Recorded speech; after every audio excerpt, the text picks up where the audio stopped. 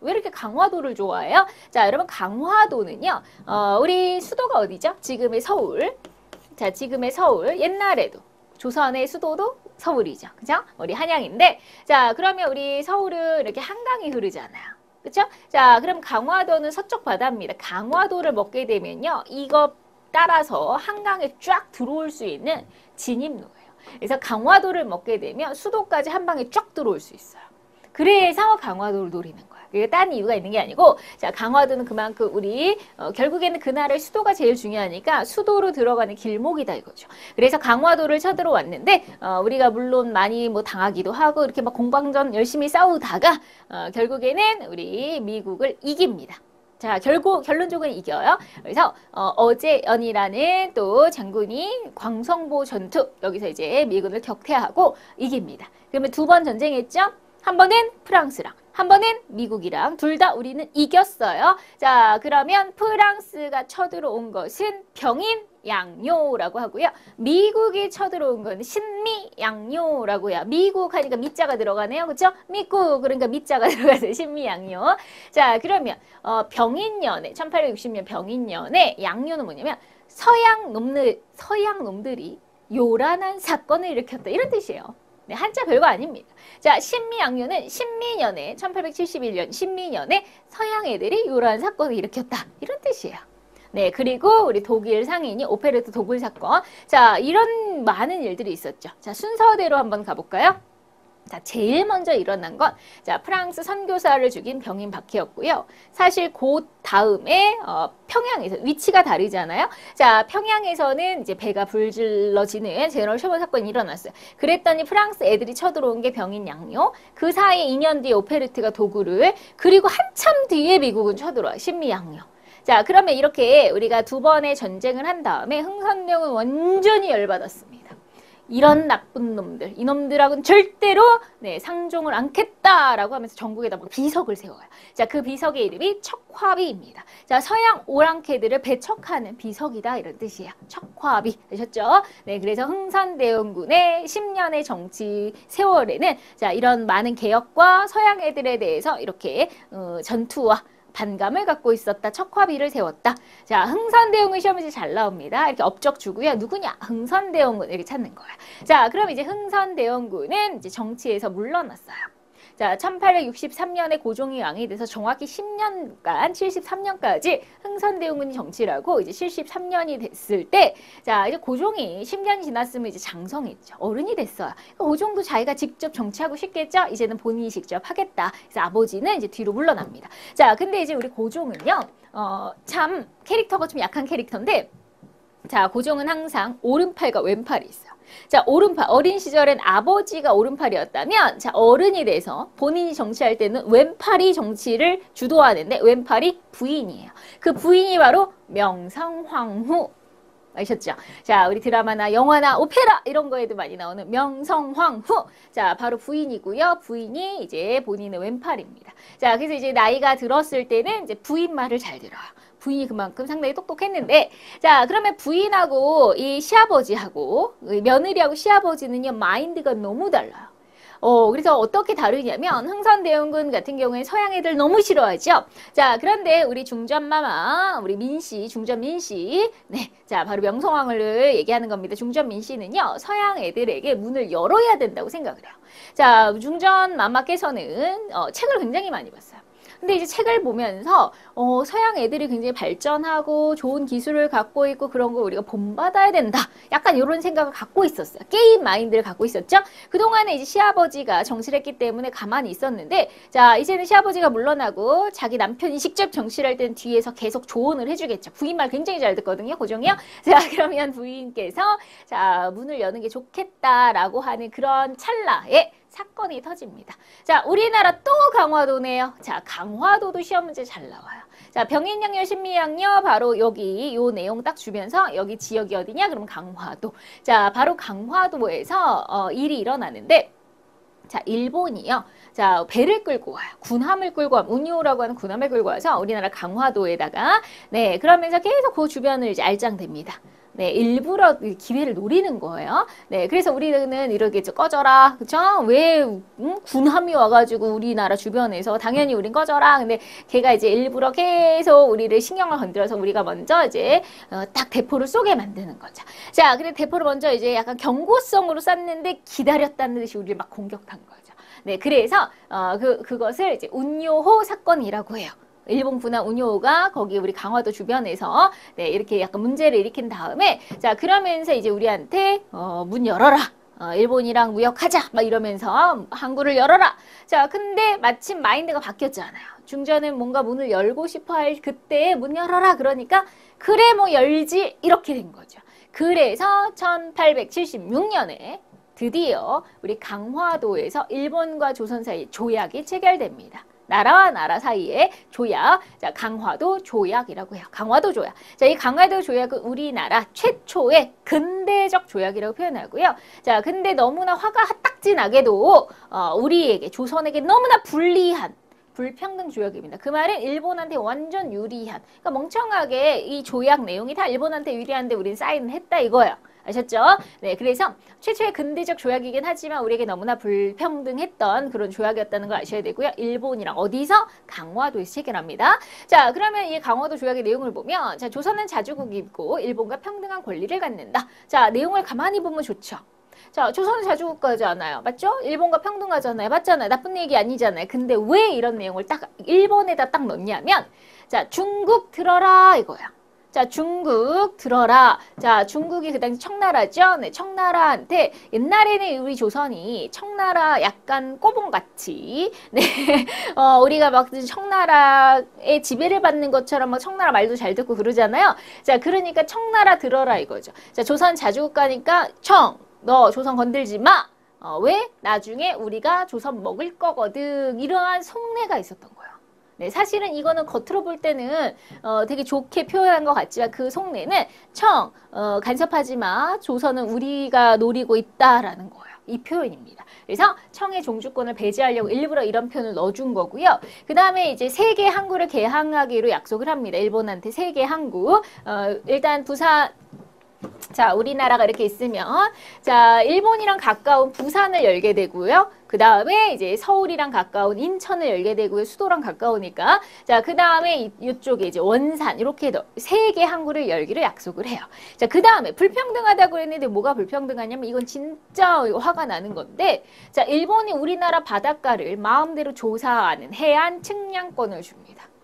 말도 안 되는 거예요. 왜 일본이 우리나라 바다를 맘대로 조사해요? 그렇죠? 근데 그걸 허락해줬고 자, 그 다음에 일본 애들이 우리나라에서 사고를 쳤다. 예를 들면 일본 애들이 우리나라 사람 때렸어요. 우리나라 사람 살해했어요. 자, 그러면 당연히 우리나라에서 죄를 졌기 때문에 우리나라 법으로 혼내줘야죠. 우리나라 법으로 재판해야죠. 자, 그런데 외국인이라는 이유로 일본인이라는 이유로 우리나라 법정에 세울 수 없고 일본 애들이 판결을 한다 이거죠. 자, 그러면 우리나라 사람은 살해당하고 폭행당했어도 일본 법정에서 무죄 그러면 우리는 죄를 못 주는 거죠. 굉장히 불리한 거죠. 자, 그걸 치우의 법권이라고 해요. 그렇죠?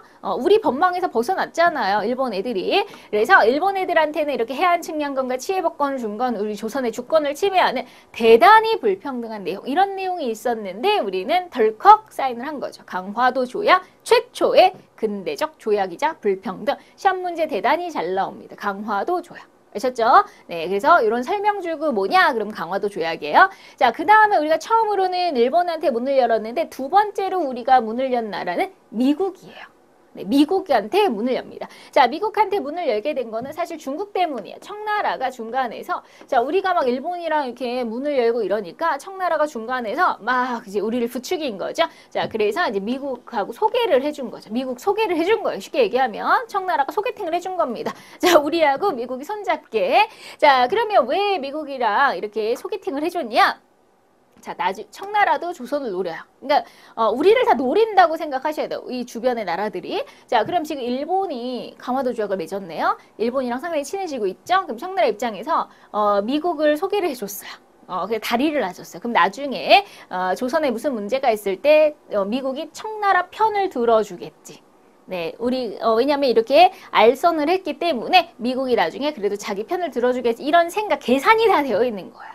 네, 우리 국가 능력 상당히 계산적입니다. 나라는 원래 외교할 때는 그래요. 그래서 자, 우리가 두 번째 나라는 미국이랑 그래서 조미수호 통상조약 미국이랑 우리가 두 번째로 문을 열게 됐는데 그 이유는 청나라가 알선을 해가지고 청나라의 황준센이라고 하는 사람이요 책을 써요. 조선책략이라는 책을 씁니다. 그 책이 이제 우리 조선에 들어오는데 이 책의 내용은 이거야. 야, 조선아, 니네 지금 외교 이렇게 한번 해봐. 책략 방법을 알려줄게. 너네 나라를 지키는 방법. 자, 이렇게 하면 돼. 친중국, 결일본, 연미국 하면은 특히 조선이 지금 걱정하는 게 지금 러시아가 혹시 내려오지 않을까 약간 두려워하고 있죠. 야, 니네가 러시아를 견제하려면 이렇게 하면 된다라고 이 책에서 알려주는 거예요. 자, 그러면 해석해 볼게요. 친중국, 중국이랑 친하게 지내고 결일본, 일본이랑 결연을 맺었잖아요. 그죠? 원래 중국이랑 친하고. 자, 그럼 미국이랑 빨리 연결해. 미국이랑 빨리 연계가 돼. 자, 미국이랑 빨리 친해져. 그러니까 원래 중국, 일본이랑 이제 친하니까 미국이랑 친해져라 이거죠. 그러면 러시아를 견제할 수 있다. 네, 그런 내용이에요. 그래서 자, 이 조선 책략이라는 책이 조선에 상당히 인기가 많았고 청나라가 이렇게 부추겨서 결국 우리가 덜컥 두 번째 문을 열게 됩니다. 그 뒤로는 이제 뭐 영국, 독일, 러시아, 프랑스 등등등등 쭉쭉쭉쭉 이제 다른 나라들과 줄줄이 사탕으로 이제 자, 이렇게 문을 열게 됐어요. 그러니까 처음이 어렵지 한 번 하면 이제 두 번 하고 세 번 하고 하기 쉽잖아요. 다른 나라들과 쭉 이렇게 우리가 조약을 맺는데 근데 역시나 또 화가 나는 거, 또 화딱지가 나는 건 화날 리 지금 한두 개가 아닙니다. 자, 불평등 조약에 이것도 불평등이야. 우리에게 불평등합니다. 자, 어떤 게 불평등하냐면 자, 내용을 보면 역시 치해법권이 있네요. 네. 자, 죄를 져도 우리 법정에 세울 수 없고 그 다음에 최혜국 대우는 최고의 혜택을 준다 이거예요. 자, 무역이나 뭔가를 할 때 미국, 니네 나라한테는 최고의 혜택을 주겠다. 최혜국 대우. 그러니까 다른 나라보다 더 좋은 혜택을 주겠다. 이런 조항이 있어요. 그리고 뭐 나름 좋은 거는 이제 미국이 조선이 무슨 일이 생기면 중간에서 좀 도와줄게 이런 거중조정이라는 게 그런 거예요. 그리고 이제 관세도 조금 낼게 뭐 이런 정도. 자, 그래서 우리가 드디어 그렇게 흥선대원군이 서양 애들 싫어했지만 흥선대원군이 물러난 다음에 처음으로 누구랑? 일본이랑 문을 열고 강화도 조약으로 두 번째는 미국이랑 문을 열고 줄줄이 이제 문을 열게 됩니다. 자, 그러면 우리가 그 당시에 사람들이 왜 사고방식이 다 다르잖아요. 그 당시에도 이런 사람들이 있어. 어떤 사람이 있냐면 자, 우리가 서양 애들을 우리 서양한테 문을 열어가지고 빨리 서양의 좋은 것들을 배워보자. 자, 그것을 우리가 개화파라고 해요. 개화파. 뭔가 약간은 깨어있는, 뭔가 새롭게 이제 좀 뭔가 개혁을 원하는. 자, 그런데 절대 안 돼. 서양 애들은 나쁜 놈이야. 오랑캐야. 네, 그런 오랑캐 따위하고는 상종을 하면 안 돼. 약간 흥선대원군 마인드이죠. 자, 그런 마인드를 위정척사파라고 해요. 척사파. 서양 애들을 배척한다. 우리 위정척사라는 말은요. 바른 것은 위안고, 사악한 거는 배척한다 이런 거야. 바른 것은 우리 것은 좋은 것이요 하고 우리 것은 좋아해요. 성리학, 유교는 좋아합니다. 근데 서양 건 사악한 거다 이렇게 생각해서 배척하는 거예요. 자, 그럼 기존에 우리의 양반들, 유생들, 성리학자들은요. 위정척사 사상을 많이 가지고 있어요. 조금 보수적입니다. 그런데 이제 조금 젊은이들, 조금 이제 새로운 걸 좀 배운 젊은이들, 자, 이런 개화 옛날로 치면 실학자들이 좀 이렇게 현실적이고 실용적이고 이런 거 좋아했잖아요. 그 실학을 계승한 이런 북학파, 우리 실학자라고 하죠. 네, 이런 실학을 계승한 사람들이 이제 좀 깨어있는 개화 사상을 갖고 개화파, 자, 개화파, 척사파 이렇게 되는 거야. 자, 근데 또 이 개화파도요 나중에 두 가지로 분류가 되는데, 자, 개화파도 그래 서양을 좀 배워야지. 우리가 좀 개혁을 해야지. 근데 우리 사람도 성격이 급한 사람이 있고 느긋한 사람이 있죠. 자, 그래 서양을 배워도 천천히 배우자. 천천히 가자. 슬로우. 자, 근데 자, 기왕 개혁할 거 싸그리 다 바꾸자. 확 바꾸자. 이런 사람이 있어요. 급한 거죠. 자, 그러면 개화파 중에서도요. 천천히 가자. 온건개화파, 빠르게 가자. 급진개화파 이렇게 얘기해요. 자, 그럼 온건개화파가 바로 왕과 왕비가 바로 온건개화파야. 우리 명성황후도 이제 게임 마인드라고 그랬잖아요. 그래도 왕과 왕비예요. 왕과 왕비가 그렇게 확 개혁적이긴 쉽지 않아요. 그래서 서양 걸 받아들여도 좀 천천히 가자 마인드예요. 점진적인 개혁을 원합니다. 자, 그런데 급하게 바뀌기를 원하는 우리 급진개화파는 특히 젊은 사람들이 많아요. 젊은 사람, 외국물을 먹은 젊은 사람들 특히. 네, 그래서 우리 뭐 김혁균, 박영효, 서강모, 홍영식 이런 사람들은 적극적인 개혁을 원합니다. 자, 여러분 온건계아파, 우리 왕과 왕비 같은 온건계아파는요, 청나라를 좀 좋아해요. 그래서 우리 청나라를 롤 모델로 삼으려고 하고요. 급진계아파는 일본을 롤 모델로 삼으려고 해요. 자, 왜냐면 일본, 우리가 세계사는 안 배우기 때문에 세계사는 기억하실 필요는 없지만 약간 배경으로, 자, 일본은 항상 역사적으로 우리보다 못났던 나라예요. 우리보다 수준이 낮았습니다. 근데 자, 여기서 하나 역전되는 게 있는데, 우리보다 항상 조선이고 일본이라면 항상 우리가 수준이 높았어요. 근데 우리 서양 애들이 몰려올 때 흥선대원군은 거부했죠. 근데 일본은 먼저 우리보다 문을 열어버렸어요. 미국한테 문을 열어버렸어요. 그 사이에 많이 발전했고 개혁에 성공했고 이렇게 수준이 돼버린 거예요. 순간. 그래서 우리 흥선대원군이 업적이 굉장히 많지만 흥선대원군을 욕하는 사람들은 흥선대원군 때문에 우리가 근대화가 지연돼서 결국 우리가 뒤처지게 됐다. 약간 이렇게 해서 비난하는 사람들이 있어요. 자, 그러니까 일본이 개혁에 성공한 그 모습을 보고 급진계아파는 일본을 우리가 따라하자. 일본 롤 모델로 우리도 빨리 조선을 바꿔보자. 자, 이런 마인드를 갖고 있습니다. 아셨죠? 그래서 조선인이라고 하는 사회가 지금 굉장히 격동의 시대예요. 뭔가 이제 막 많은 것들이 변하는 시기입니다. 자, 그래서 덜컥 서양 애들한테 문을 여니까 막 서양 애들이 우리나라에 들어오는 상황이고요. 그 안에서도 서양 애들이 들어와도 계속 싫다고 하는 사람이 있고 빨리 바꾸자. 근데 천천히 바꾸자, 빨리 바꾸자. 뭔가 생각들이 다 너무 다양한 거죠. 자, 그런데 결국에는 우리 중전은 강화도 조약 문을 열었잖아요. 그럼 뭔가 변해야 되겠죠. 그래서 우리 뭔가 개화 정책을 핍니다. 그래서 우리가 정치 제도로서 통리기후아문이라고 하니 우리가 이제 개화할 수 있는 기구를 하나 만들고요. 부서를 하나 만든 거예요. 그러니까 빨리 우리 이거 변하려고. 그 다음에 새로운 군대, 신식 군대를 하나 만들어요. 그 군대 이름은 별기군. 별기군. 네, 그래서 별기군은요, 일본인 교관을, 초빙해서 일본인 교관이 가르쳐 주기도 하고, 그 군복 같은 거, 무기, 총 이런 것도 좀 좋은 거 주고요. 월급도 더 잘 주고요. 자, 이런 새로운 군대, 신식 군대, 별기군이라고 하는 걸 만들었어요. 별기군. 아셨죠? 네, 그래서, 뭔가 나름대로 그래도 문을 열고 강화도 조약 이후로 정부도 네, 중전과 왕이 자 문을 열었으니까 뭔가 변하려고 노력을 했죠. 그래서 우리나라 최초의 신문이 나옵니다. 그것이 한성순보라고 하는 우리나라 최초의 신문이에요. 자, 그 다음에 신문이 나오려면 인쇄소가 있어야 되겠죠. 최초의 인쇄소입니다. 방문국. 자, 신문을 찍어내는 바로 방문국. 그 다음에 또 우리 돈을 찍어내는 곳 전환국. 네, 그것은 화폐고요. 우리가 전환을 거꾸로 하면 환전 되잖아. 환전, 은행 가야죠. 환전 되죠. 그죠? 네, 전환국 화폐. 그 다음에 무기를 만드는, 새로운 근대적 무기를 만드는 기기차. 네, 이렇게 새로운 것들이 막 이제 등장하기 시작해요. 아셨죠? 자, 그러면서 나름대로 또 파견단을 보내요. 중국에도 보내고 일본에도 보냅니다. 걔네들 어떻게 살고 있는지 보고 와. 이렇게 시키는 거예요. 그 해외 시찰단이라고 하는데요. 일본에는 수신사, 조사 시찰단. 그래서 얘네들이 일본을 쫙 돌아보고 보고를 하겠죠. 왕한테 일본 애들이 지금 뭐 무슨 기구가 있고 어떤 식으로 정책을 펴고 있고 많이 발전되어 있다. 뭐 이런 거 보고하겠죠. 그 다음에 청나라에는 영선사를 보내고요. 미국에는 보빙사 이런 사절단들을 보냅니다. 그 사절단을 보내서 보고 배워오게 하는 거죠. 자, 그러면서 나름대로 이제 우리가 문을 열었고 서양한테 많은 것들이 변하는 시기. 자, 중전은 그렇지만 천천히 변하기를 원해요. 확 변하기를 원하지 않습니다. 자, 근데 자, 요 별기군을 좀 잘 보세요. 자, 새로운 군대.